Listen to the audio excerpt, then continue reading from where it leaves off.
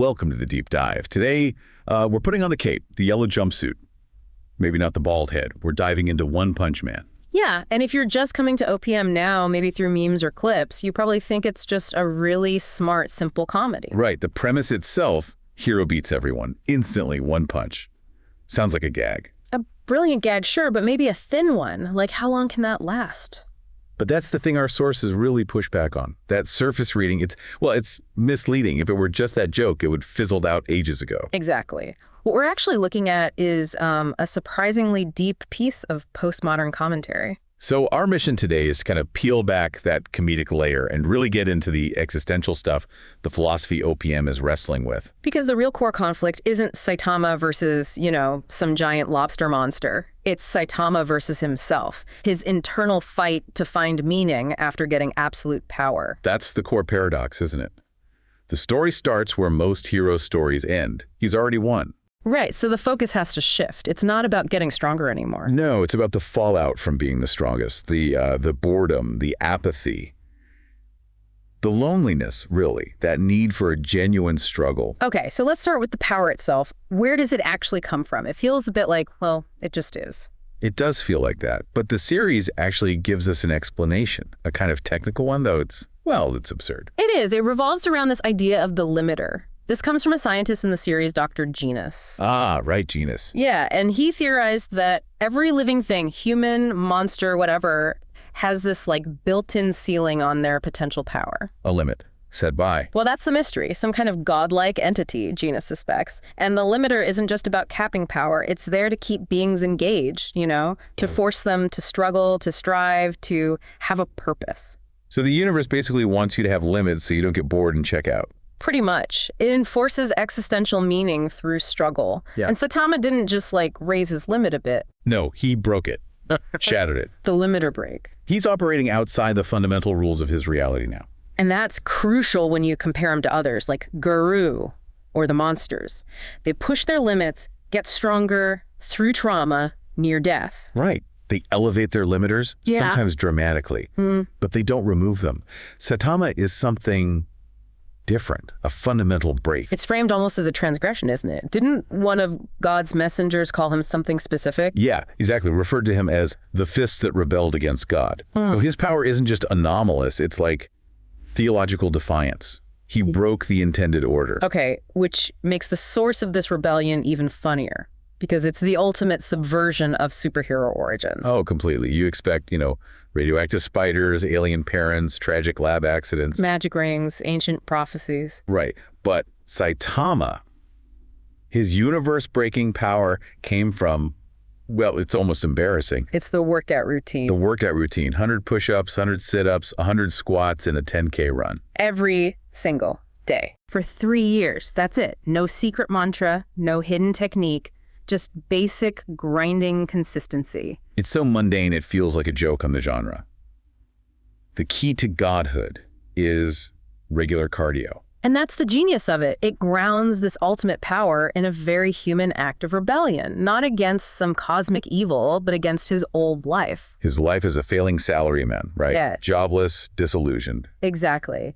The training was his escape route from that feeling of purposelessness. He wanted to be a hero who could make a difference. But the cosmic irony is the moment he achieved the power to do that effortlessly, he created a new, maybe even worse kind of purposelessness for himself. The goal is achieved, the struggle vanished. There is that little detail, though, from the fight with Cosmic Guru that hints his power isn't just static infinite. Ah, yes. That's important. It suggests his power is more like infinite potential or infinite growth. Meaning it ramps up instantly. It seems to grow exponentially to meet any challenge. So theoretically, if something could push him, his power would just exceed it instantly. It leaves this tiny, almost negligible theoretical hope for him. A sliver of hope for a real fight someday.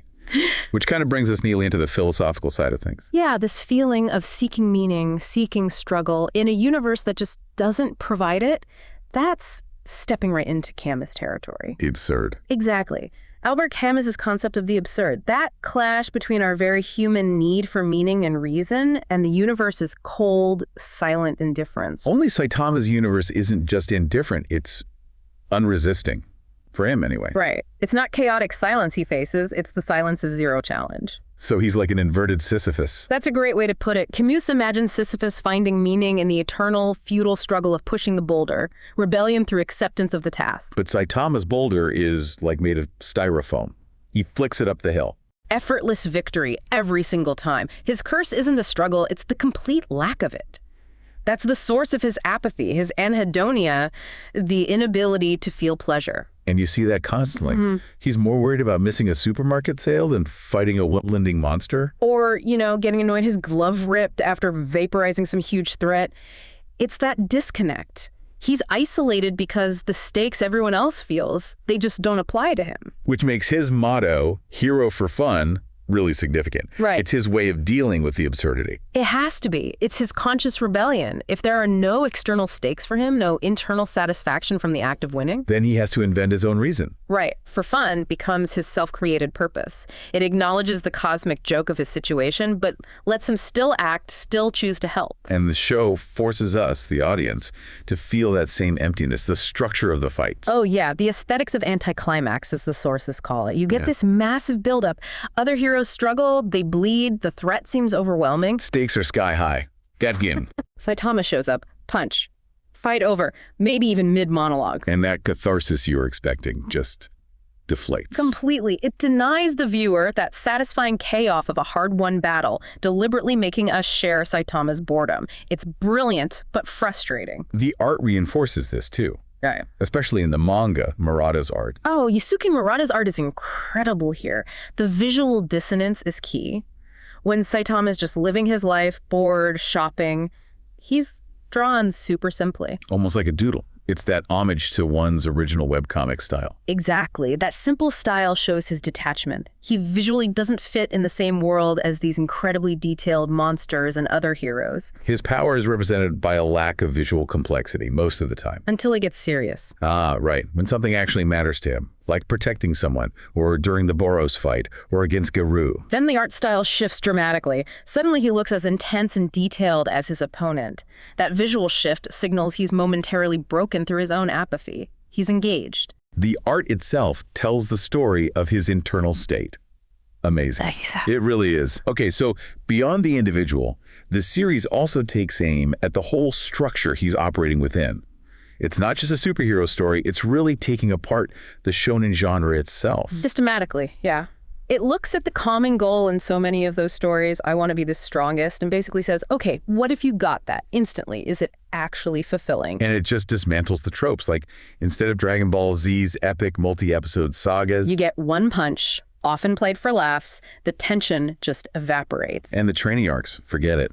No mystical masters or secret techniques. Just the mundane workout routine, which nobody ever believes is the real answer. He even cuts off villain backstories because he's bored, which is usually prime material for justifying the conflict. He just doesn't have the patience for the genre's conventions because for him, the fight itself is meaningless anyway. But the satire bites deeper than just genre mockery. It goes after institutions, specifically the Hero Association. Oh yeah. The Hero Association is not presented as some noble justice league.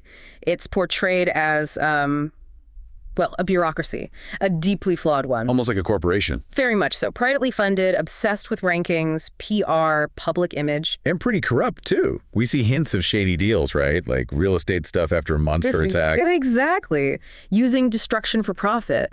And even rigging bets on hero fights for their wealthy donors. It's a critique of how systems can quantify and commodify even something like heroism. Which brings us to the ranking system. S, A, B, C class. It creates this intense hierarchy and elitism, and it's based on metrics, monster kill counts, public popularity that don't capture actual worth or power. Case in point, Saitama, stuck in C class, then B class for ages, despite being, Saitama. It's the ultimate example of the system's failure. It literally cannot measure him. His value is off their scale. Just like the disaster levels, wolf, tiger, demon, dragon, god, they work for everyone else. Right. They build tension perfectly for the rest of the cast.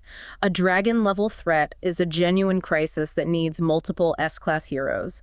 It establishes stakes. Until Saitama one-shots it, and suddenly the scale seems meaningless again. It just reinforces that he exists outside the world's attempts to quantify and categorize power and danger.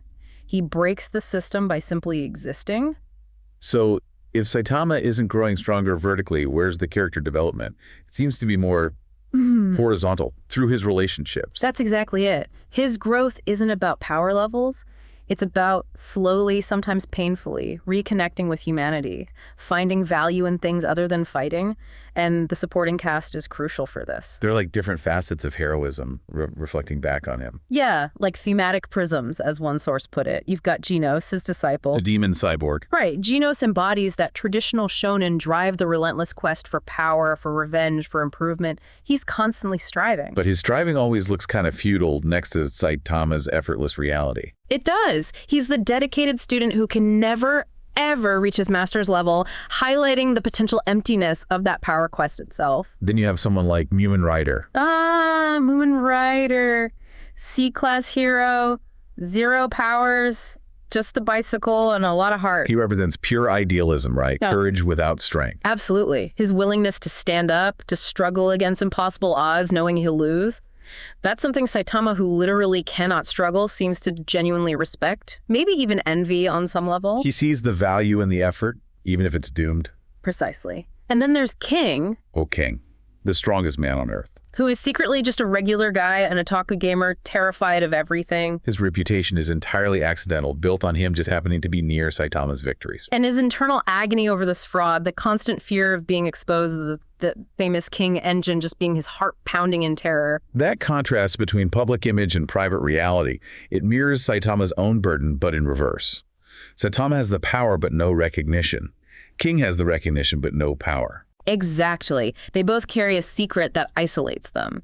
King shows the hollowness of reputation alone. So Saitama's journey is about finding meaning in mentorship with Genos, in witnessing Mumen Rider's courage, maybe even in the weird companionship with King. Yes, and in learning what heroism means beyond just punching things, his growth is about empathy. The big moment for that is after the Deep Sea King fight, isn't it? Definitely. That's a key turning point.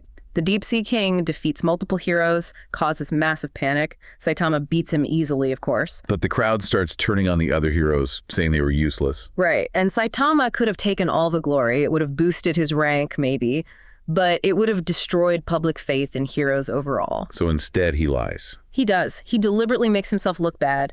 He tells the crowd the other heroes weakened the monster, that he basically just kill-stole. He takes the heat, tanks his own reputation. To protect the idea of heroism, to protect the other heroes' standing and public morale. It's a genuinely selfless act. It shows he's starting to understand heroism, not just as feats of strength, but as something symbolic, something that maintains hope and order, even if he finds the system itself kind of silly. He sacrifices his own negligible reputation for the greater good. That's huge growth from the guy just looking for a thrill. It really is. And that kind of leads to the ultimate point the series seems to be making. Which is? That the relentless pursuit of being the strongest, that ultimate shonen goal, it actually leads to a dead end, a crisis of meaning. An existential void, like you said. Yeah. And the way out, the antidote, isn't more power or a bigger fight. It's found in the ordinary. Mundane things. Friendship, like with Genos. Looking out for people. Finding hobbies. Bargain hunting. Exactly. Loyalty, companionship, choosing to help even when it costs you nothing physically, but maybe something socially or emotionally. The real battle isn't against the monsters. It's against apathy. It's finding meaning after the supposed main quest is already over. It flips the whole script. The meaningful stuff happens after you've already won the game. Wow. Okay, so that leaves us, and you listening, with a pretty deep thought to chew on. If you had that kind of absolute power, if every challenge, work, hobbies, whatever, became instantly trivial, where would you find fulfillment? Does meaning itself become a philosophical problem, not a practical one, once struggle's removed? And maybe think about your own life.